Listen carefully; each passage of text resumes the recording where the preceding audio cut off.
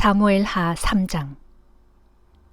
사울을 따르는 자들과 다윗을 따르는 자들 사이에 오래도록 싸움이 이어졌다. 그런데 날이 갈수록 다윗의 집안은 점점 세력이 커져갔지만 사울의 집안은 점점 더 세력이 쇠하여져 갔다. 다윗이 헤브론에서 낳은 아들들은 다음과 같다. 맏아들 암논은 이스라엘 여인 아히노암이 낳았고, 둘째 아들 길르압은 나발의 아내였던 갈멜 여인 아비가일이 낳았고, 셋째 아들 압살롬은 구슬 왕 달메의 딸 마아가가 낳았고, 넷째 아들 아도니아는 핫깃이 낳았고, 다섯째 아들 스바디아는 아비달이 낳았고, 여섯째 아들 이드르암은 다윗의 아내 에글라가 낳았다. 이들은 모두 다윗이 헤브론에서 낳은 아들들이다. 사울의 집안과 다윗의 집안 사이에 싸움이 계속되는 동안 사울 집안에서는 아브넬의 세력이 더욱 커져만 갔다. 사울에게는 리스바라는 첩이 있었다. 리스바는 아야의 딸이었다. 어느 날 이스보셋이 아브넬에게 따져 물었다. 당신은 어찌하여 내 아버지의 후궁과 잠자리를 같이 했소? 아브넬은 크게 화를 내며 말했다. 왕은 나를 유다의 빌부터 사는 개로 여기는 겁니까? 나는 오늘날까지 왕의 아버지 사울의 집안과 가족들은 물론 그의 형제들과 친구들에게까지도 충성을 바쳤소. 이제껏 왕을 보호하여 다윗의 손에 잡히지 않도록 했소. 그런데 이제 와서 여자 문제로 저를 비난하다니요. 이제부터 내가 주께서 다윗에게 맹세하신 것을 이루기 위해 일하지 않는다면 하나님께서 이 아브넬에게 벌을 내리실 것이요.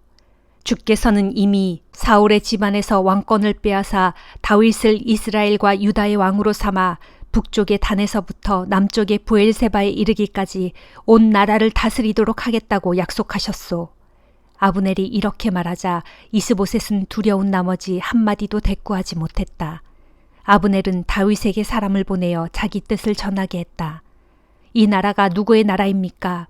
저와 약조를 해주신다면 제가 왕께서 온 이스라엘을 다스리도록 왕을 적극 돕겠습니다. 다윗이 대답했다. 좋소. 그러나 한 가지 조건이 있소. 그대가 나를 만나러 올 때 사울의 딸 미갈을 데리고 오시오. 그런 다음 다윗은 사울의 아들 이스보셋에게 사람을 보내어 전갈했다. 내 아내 미갈을 나에게 내주시오. 미갈은 내가 블레셋 사람들의 포피 100개를 잘라서 바치고 얻은 나의 아내요. 그러자 이스보셋은 명령을 내려 라이스의 아들 발디엘에게서 미갈을 빼앗아 오게 했다. 미갈의 남편 발디엘은 울면서 바오림 시내가까지 따라왔다. 아브넬이 자, 이제 그만 돌아가도록 하라고 하자 결국 그는 눈물을 머금고 혼자 돌아갔다. 아브넬이 이스라엘의 장로들에게 말했다. 여러분은 예전부터 다윗 왕을 여러분의 왕으로 모시기를 원했습니다. 지금 그때가 왔습니다. 주께서는 이미 다윗에게 내가 내 종 다윗을 통해 내 백성 이스라엘을 블레셋 족속을 비롯한 모든 원수들의 손에서 구하겠다라고 약속했습니다. 아브넬은 베냐민 사람들에게도 이런 말을 했다. 그런 다음 헤브론으로 다윗을 찾아가서 이스라엘과 베냐민 사람들이 원하는 바를 그대로 전했다. 아브넬은 부하 20명을 데리고 헤브론으로 다윗을 찾아갔다. 다윗은 그들을 반갑게 맞아들여 큰 잔치를 베풀어 주었다. 아브넬이 다윗에게 말했다. 저는 이제 가서 온 이스라엘을 왕 앞에 모아놓고 왕과 언약을 맺게 하겠습니다. 그러면 왕께서는 왕이 원하시는 이스라엘 모든 지역을 다스리게 될 것입니다. 다윗은 아브넬을 무사히 돌아가게 했고 아브넬은 평안히 떠나갔다. 바로 그때 요압이 다윗의 부하들을 거느리고 적을 습격하러 나갔다가 많은 전리품을 가지고 돌아왔다. 아브넬은 이미 헤브론을 떠난 뒤였다. 다윗이 그를 무사히 떠나보낸 뒤였기 때문이다. 요압이 부하들과 함께 헤브론에 돌아왔을 때 어떤 사람이 요압에게 넬의 아들 아브넬이 왕을 만나러 왔는데 왕이 아무 탈 없이 그를 보내주었다는 소식을 전해주었다. 그 소식을 듣고 요압이 왕을 찾아가서 항의했다. 왕께서는 어찌하여 그렇게 행하실 수 있습니까? 아브넬이 제 발로 왕께 나아왔는데 어째서 그를 그냥 돌려보내신단 말입니까? 넬의 아들 아브넬이 어떤 사람인지는 왕께서도 잘 아시지 않습니까? 그는 왕의 동태를 살피고 왕이 무엇을 어떻게 하실지 정탐하러 온 것입니다. 요압은 다윗 앞에서 물러오자마자 사람들을 보내어 아브넬을 뒤쫓게 했다. 요압의 부하들은 시라 우물가에서 아브넬을 만나 무슨 용건이 있는 양 그를 헤브론으로 도로 데려왔다. 그러나 다윗은 이런 사실을 전혀 몰랐다. 아브넬이 헤브론으로 돌아오자 요압은 그와 단둘이서 조용히 이야기할 것이 있는 척하면서 그를 성문 안으로 데리고 들어갔다. 그러고는 갑자기 그의 배를 찔러 죽였다. 그렇게 해서 요압은 자신의 동생 아사엘의 원수를 갚았다. 다윗은 뒤늦게 그 사실을 알았다. 그리고 이렇게 선언했다. 나와 나의 나라는 내리 아들 아브넬의 피에 대해 아무런 책임도 없다. 주께서 나의 증인이시다. 아브넬이 흘린 피는 요압과 그의 아버지의 집안에게로 책임이 돌아갈 것이다.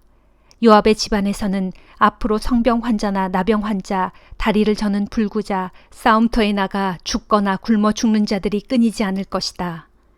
요압과 아비새가 아브넬을 죽인 것은 아브넬이 기브온 전투에서 자신들의 동생 아사엘을 죽였기 때문이었다. 다윗은 요압을 비롯하여 모든 신하들에게 명령했다. 그대들은 모두 옷을 찢고 허리에 베옷을 걸친 다음 아브넬의 상여 앞에서 곡을 하면서 가시오. 그리고 다윗 왕도 몸소 상여를 뒤따라갔다. 아브넬은 헤브론에 묻혔다. 다윗이 아브넬의 무덤 앞에서 목 놓아 울자 온 백성도 따라 울었다. 다윗 왕은 아브넬을 위해 슬픈 노래를 지어 읊었다. 그대는 어찌하여 그토록 어이없는 죽음을 당하였는가.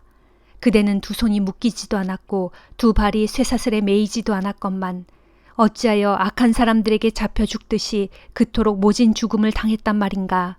그러자 백성들은 더 슬프게 울었다. 아직 해가 남아있는데 백성들이 다윗에게 와서 음식을 권했다. 그러자 다윗은 맹세하면서 말했다. 오늘 해지기 전에 만약 내가 음식을 조금이라도 입에 댄다면 하나님께서 내게 벌을 내리실 것이요. 그런 모습을 보고 백성들은 다윗 왕을 좋게 여겼다. 사실 백성들은 다윗 왕이 행하는 모든 일을 좋게 받아들였다. 그날 거기 모인 사람들과 온 이스라엘 사람들은 아브넬이 죽은 것이 다윗 왕과는 전혀 상관이 없는 일임을 확실히 알게 되었다. 다윗이 신하들에게 말했다. 오늘 이스라엘에서는 훌륭한 한 인물이 세상을 떠났소. 내가 비록 하나님께 기름 부음받은 왕이라고는 하지만 나는 사실 힘이 없소. 수르야의 아들들이 나보다 더 강해졌소. 그러니 언젠가 주께서 악을 행한 사람에게 그의 행위에 따라 처벌해 주시기를 바랄 뿐이요. 고린도전서 14장. 여러분은 무엇보다 사랑을 추구하십시오. 또 성령의 신령한 은사를 열심히 구하되 특별히 예언의 은사를 간절히 구하십시오. 방언으로 말하는 사람은 누구든지 사람에게 말하는 것이 아니라 하나님께 말하는 것입니다. 그러니 아무도 그가 하는 말을 알아듣지 못합니다. 그것은 그가 자신의 영으로 비밀을 말하는 것이기 때문입니다. 그러나 예언하는 사람은 사람들에게 말하는 것입니다. 그는 다른 사람들을 격려해주고 위로해주며 힘을 불어넣어주는 말을 합니다. 방언하는 사람은 자신에게만 덕을 끼치지만 예언하는 사람은 교회에 덕을 끼칩니다. 나는 여러분이 모두 방언하는 은사를 받기를 원하지만 사실 그보다는 예언하는 은사를 받기를 더욱 바랍니다. 그 까닭은 예언하는 은사가 방언하는 은사보다 더 유익하기 때문입니다.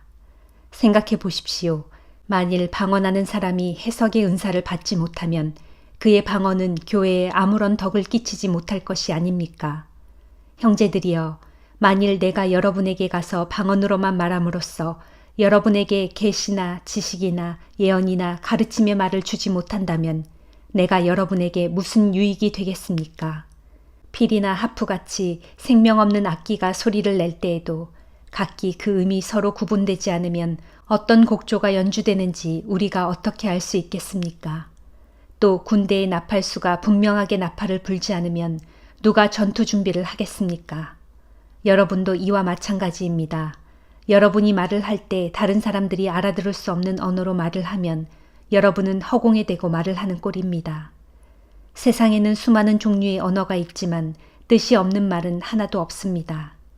만일 어떤 사람이 하는 말의 의미를 내가 모르고 내가 하는 말의 의미를 그 사람이 모른다면 나와 그 사람은 서로에게 피차 외국인이나 마찬가지입니다.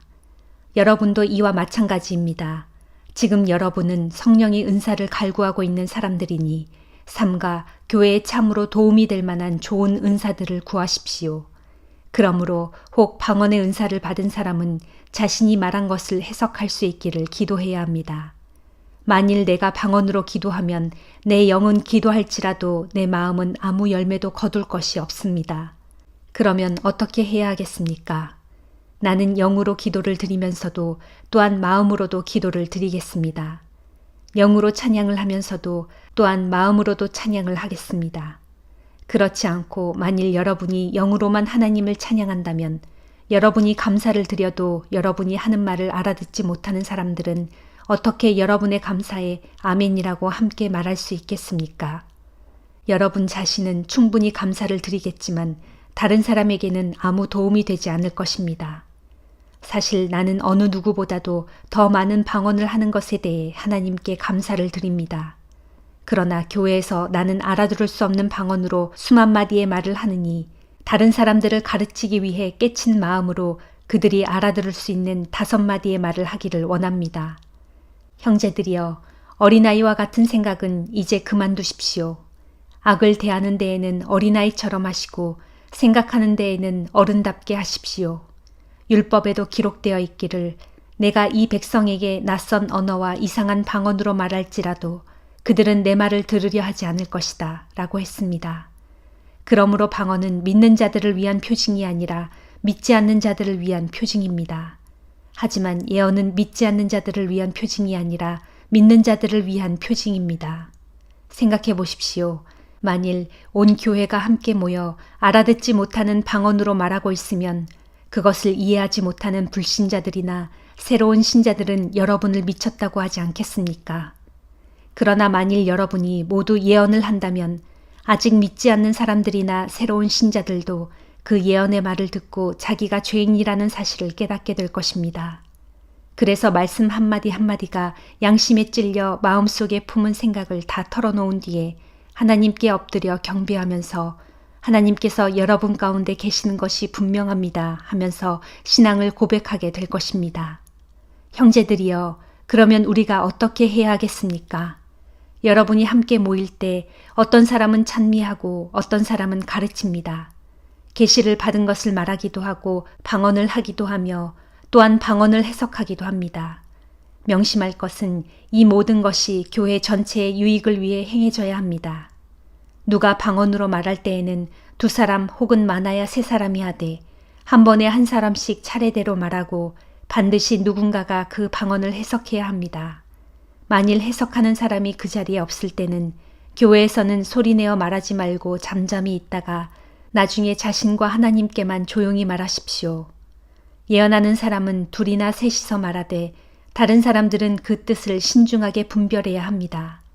만일 앉아있는 다른 사람에게 계시가 내리면 앞서 말하던 사람은 입을 다물고 잠잠해야 합니다.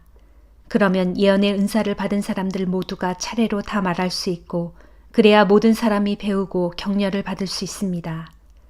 예언하는 사람들은 자기 자신의 심령을 다스려 절제할 수 있어야 합니다. 진실로 하나님께서는 무질서의 하나님이 아니시고 평화의 하나님이십니다. 또한 성도들이 모이는 모든 교회에서 항상 그렇게 하고 있듯이 여자들은 교회에서 입을 다물고 조용히 계십시오. 여자들에게는 말하는 것이 허용되어 있지 않으므로 율법에 기록된 대로 여자는 잠자코 복종해야 합니다. 만일 묻고 싶은 것이 있거든 집에서 남편에게 물으십시오. 여자가 교회에서 말하는 것은 자기에게 부끄러운 일입니다. 하나님의 말씀이 여러분에게서 나왔습니까? 여러분에게만 하나님의 말씀이 내리기라도 한 것입니까? 만일 누구든지 자신이 예언자라거나 혹은 성령의 신령한 은사를 받았다고 생각하는 사람은 내가 여러분에게 써보낸 이 글이 주의 명령이라는 것을 알아야 합니다. 만일 누구든지 이 사실을 인정하지 않는다면 그 사람 자신도 인정을 받지 못할 것입니다. 그러므로 내 형제들이여, 특히 예언의 은사를 간절히 구하십시오. 그리고 방언으로 말하는 것도 금하지 마십시오. 다만 모든 것을 적절하게 하고 또 질서 있게 하십시오. 에스겔 12장. 주께서 또 내게 말씀하셨다. 너 사람아, 너는 지금 반역을 일삼는 백성들 가운데 살고 있다.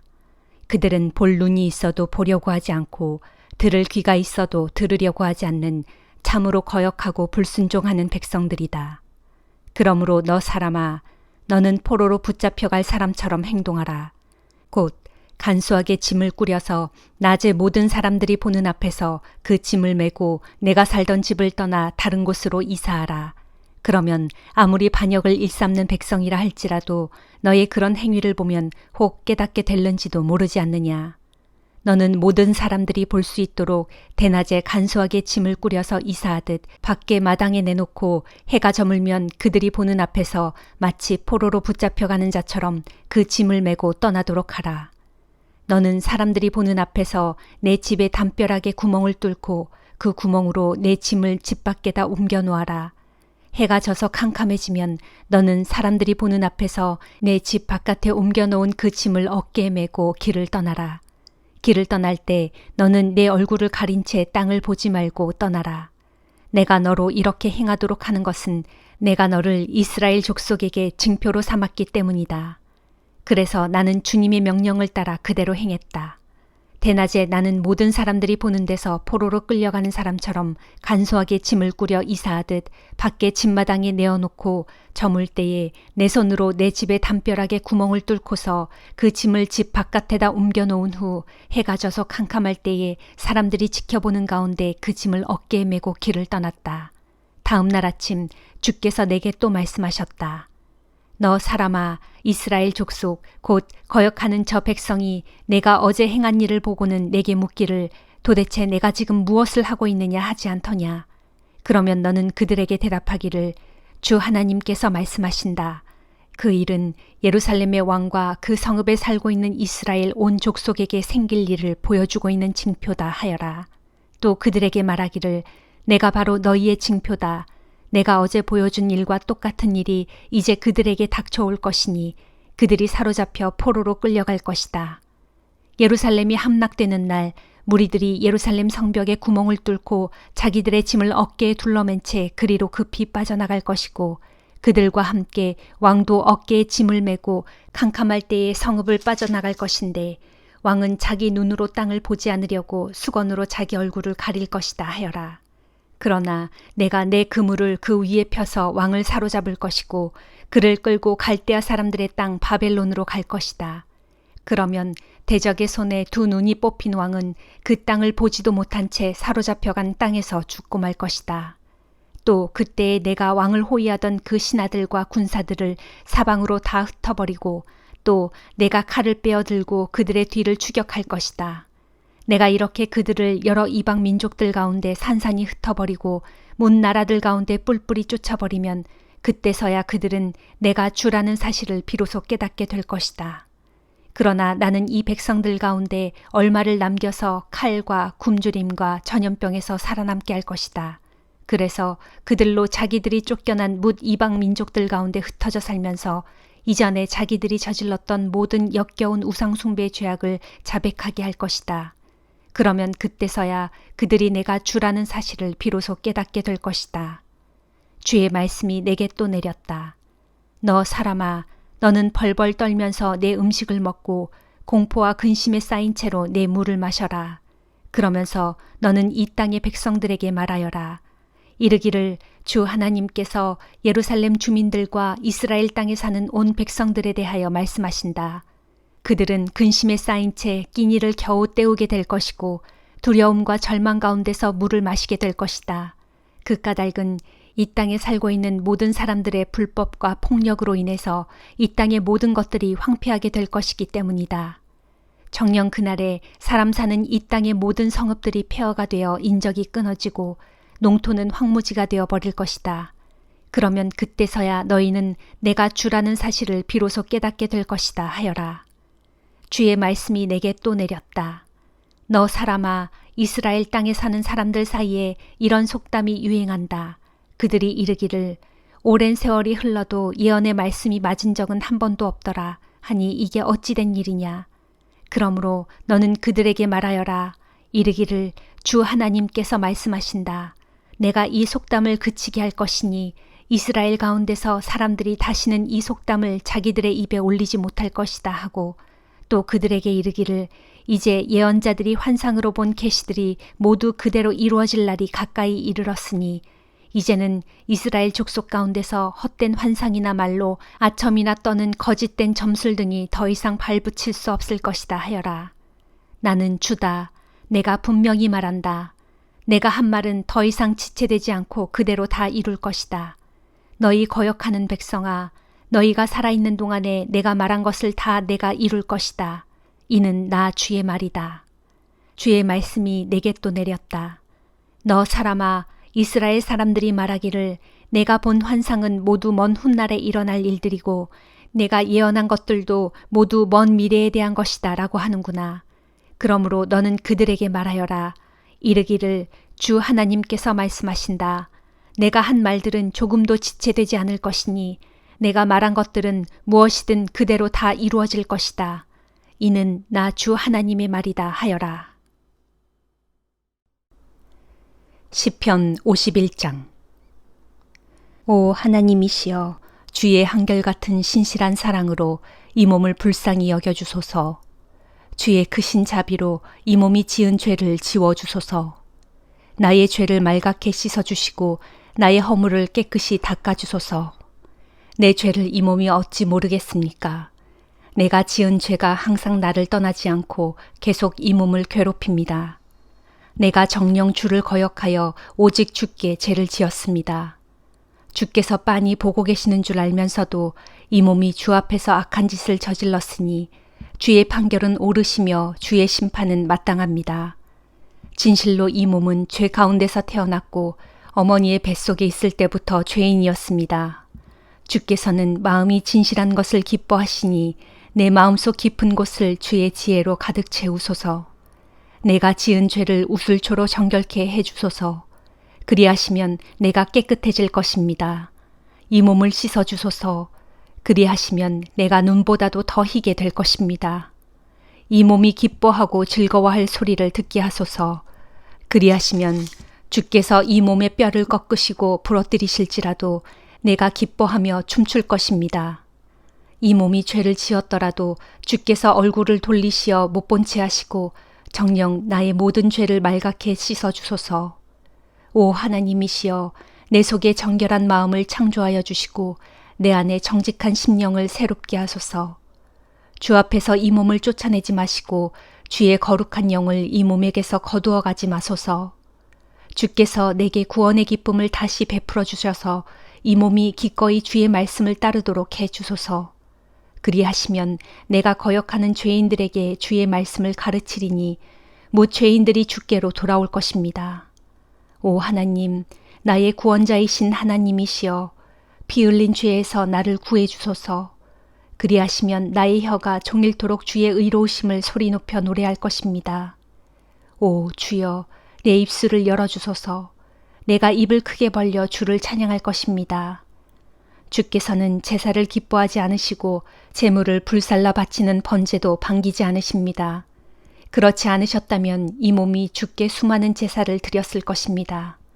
정녕 하나님께서 바라시는 제사는 상처받고 찢긴 심령입니다. 오 하나님, 그렇습니다. 그렇기에 주께서는 찢긴 심령으로 깊이 뉘우치는 마음을 결코 외면하지 않으십니다. 주여, 주께서 은혜를 베푸시어 시온을 잘 보살펴 주소서.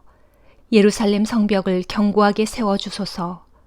그때 주께서는 의로운 제사, 곧 주께 온전히 드리는 제물을 기쁘게 받으시리니 주의 백성들이 주의 제단 위에 숫송아지들을 기꺼이 바칠 것입니다. 아멘.